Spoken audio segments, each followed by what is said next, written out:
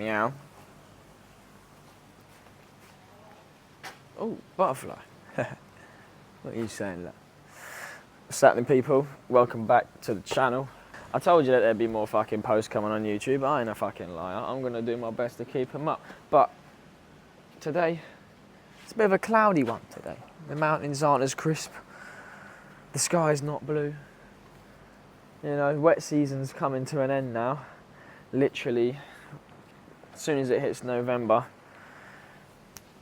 prices go fucking sky high, and I'm pretty sure the weather hits at least 40 degrees every day, but I'm yet to experience the high season. And it's gonna be good, I reckon. Lots of money to be made, lots of new people to meet, lots of new people to get pissed off by. Most likely switch out the car for a bike because apparently traffic gets nuts, but I don't want to let go of my truck, man. I don't want to let go of my baby. You can see the convoy we've got going on right now. The BMW in the drive. We've got the Raptor, standard procedures. And then there's an MG, most of us got an MG parked up outside there as well. Yeah, we got 3 cars, we got 3 whips. There's 3 whips in our luxury villa drive, you know what I'm saying? One blocking the road on a big man thing, but that's how we roll, boys, that's how we roll. Today I'm going to be going into why I moved to Thailand.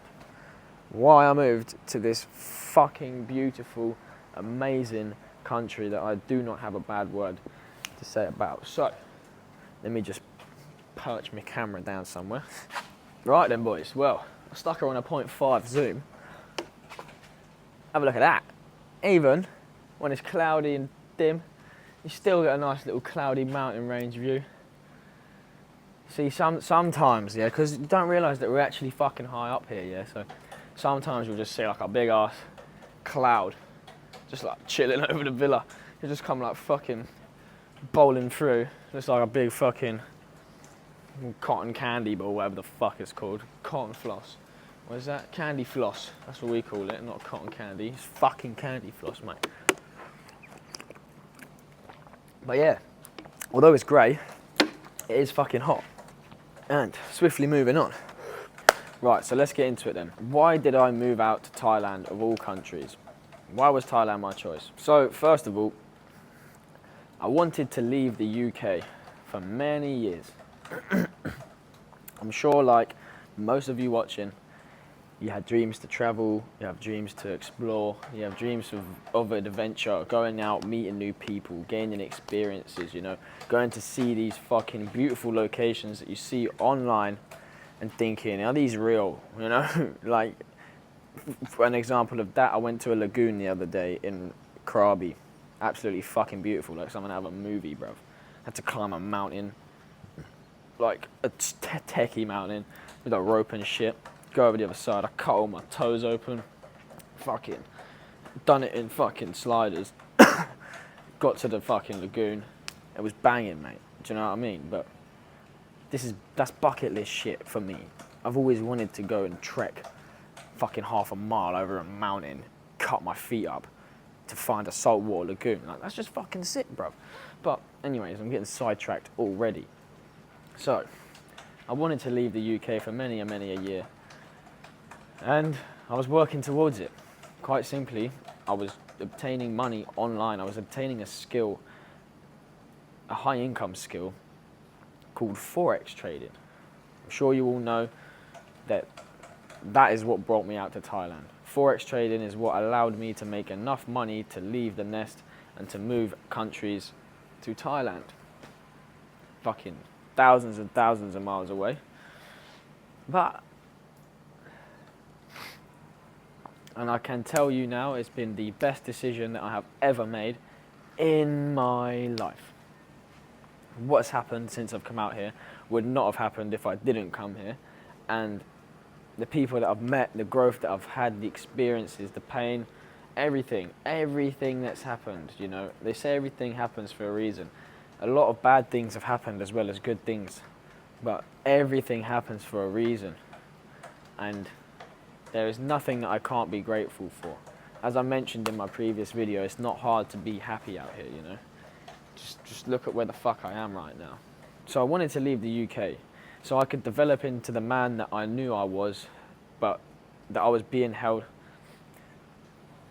back from being that man, because there's a big stigma around me in the UK. From when I grew up, from growing up, from doing certain things, I had a somewhat different reputation to what I have now.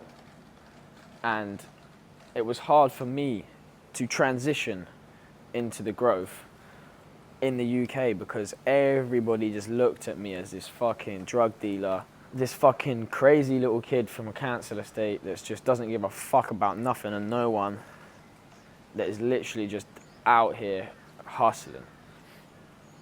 You see, people didn't really see what I was doing behind the scenes because only a select few people knew how serious what I was doing was. And only a select few people believed in what I was doing. And I speak to them people today, every day. But most of the people thought I was just, my life was ruined, you know. I had done nothing when I left school. I just literally, I was selling drugs, I've done some crazy shit, I got arrested, almost went to jail 2 times, and then that was it. No one really heard of me for a while. But what they didn't know is that I was working day in, day out, grafting, so I could put myself in this exact position. See, Thailand was the country that I wanted to move to for a while. I manifested this as a child. My dad, my mum, all of my family have travelled to Thailand at some point, but it was many, many years ago, before I was born. And they have always told me Thailand is dreams. Thailand is the dream country. It's just paradise in every fucking way. The people, the food, the views, the weather, everything. So, Thailand was my big place, was the country that I wanted to visit.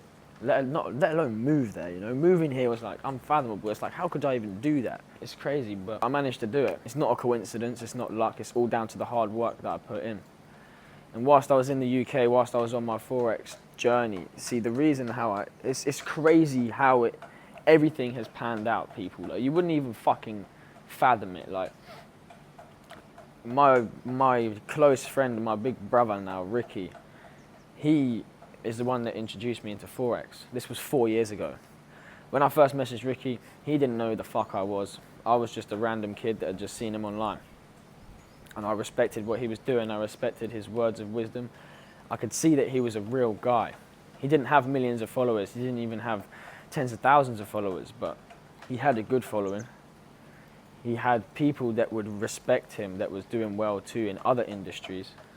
And I just had major respect for Ricky. I contacted him. I watched him for a few months. I joined Fishing Pips, which is the community that he runs, which done me very well over the years, even to this day, even just building that network with Ricky. But me and Ricky spoke briefly over years of randomly, you know, I would message him, asking him for advice. I was a client of his now, so I had access to him. I would message him, asking for advice on my investments, on my handling my money, on everything. And then I got to a stage where we was getting close, and I was asking him for advice on other things as well. And he would, when I started my YouTube, he would message me, giving me advice on my YouTube as well. Because everything Ricky says to me, I hold very close to my chest. He's an idol of mine, and I'll put it like that, because he's very successful. The mindset that he has is fucking rare. He's a savage in every endeavor. I've never seen the guy fail at anything because he just doesn't quit. But Ricky actually said to me, well, I messaged Ricky and I said, yo, I wanna come to Thailand. I wanna move country. Like, what are you saying? What's Thailand like? And he said, come. He was like, if you're doing well online now, you're making your money online now, so get the fuck out of the UK and come here. And I was like, yeah, why the fuck not? So literally that was it. Within a few months, I'd booked my ticket. I spoke to my family. There was things going on in my family as well. It was a decision, a big decision that I had to make. I will get into that later on, but it's quite private, it's quite personal, and I don't really want to share it online. But there's things going on at home, that are very, very important to me and very, very close to my heart, and I should be in the UK right now. I shouldn't have come here, but I should have, and I needed to come here because really and truly, the way I look at this private situation is different to how everyone else looks at it. But I'm on a mission out here. I'm creating my future for my family, for everything. What I'm doing is bigger than me. It's bigger than anything. But the whole reason why I come to Thailand, it was not just for better views, for better fucking life, for better weather. No. Out here, I have access to people that are doing work, to people that are like-minded savages. I've met fucking loads of people that are smashing it in many different walks of life. And having conversations with these people helps you grow, it helps you gain value, it helps you gain much more success, exponential amounts of success. I've met so many different people out here, and what I've been able to do is lock in with them. There's only one guy that I've met out here that I'm actually doing business with, and his name's Mustafa. He is an absolute fucking G, a complete savage. He's exactly the same mindset as me. We've got a very similar story, but polar opposite at the same time. It's pretty fucking crazy. But I have so much respect for Mustafa. He's like a year and a half younger than me too, and he's fucking smashing it. I would not have met Mustafa in London, and I could have met Mustafa in London, but there is no incentive to meet each other in London. So what the fuck are we gonna do? Yeah, we can go and chop it up, and we can do this and we can do that, but nothing that we're doing there is exciting, you know? Like, he wanted to leave the nest too. We both met up out here. We were speaking online previously, but we both only made that human interaction out here in Thailand because we're both on the same mission and our paths align, and now we're smashing. We're creating our futures. That's literally it.